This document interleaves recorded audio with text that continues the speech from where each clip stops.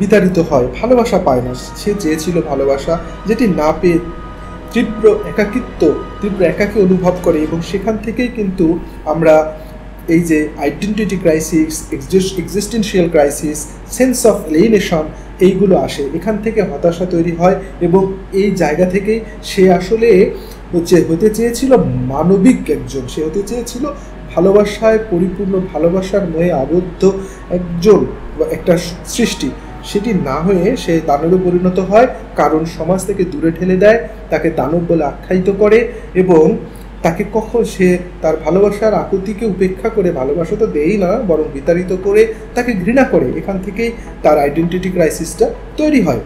এবং এই জিনিসগুলো কিন্তু আধুনিক যুগেও মানুষের মধ্যে আমরা দেখতে পাই। তীব্র একাকিত্ব থেকে হতাশা, আইডেন্টিটি ক্রাইসিস, এবং আমি কে, এই জিনিসগুলো মানুষের মধ্যে, এখনকার সময়ের মানুষের মধ্যে আমরা দেখতে পাই।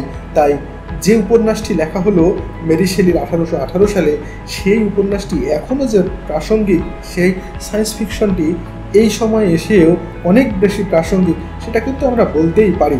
এবং এই গল্পের মাধ্যমে আমরা আরও অনেক কিছু শিখি, যেটা হচ্ছে বিজ্ঞান দিয়ে আসলে সব কিছুই করা সম্ভব, কিন্তু সব কিছুই কি করা উচিত? প্রকৃতির বিরুদ্ধে গিয়ে সবসময়ে দাঁড়িয়ে বিজ্ঞানকে ব্যবহার করে বিজ্ঞানের জয়গান করা কি সত্যিই উচিত? করা সম্ভব, অনেক কিছুই জীবনে করা সম্ভব, তাই বলে কি করা উচিত? যদি করা হয় তবে অনেক সময়ই কিন্তু সেটা দানবাকৃতির হয়, ধ্বংসাত্মক হয়। তো ক্ষমতা থাকলেই আমাদের যে সব কিছু করে দেখাতে হবে, বিষয়টি এমন নয়। আজকের মতো আমরা ফ্রাঙ্কেনস্টাইনের গল্প এখানেই শেষ করছি। সবার মঙ্গল কামনা করছি।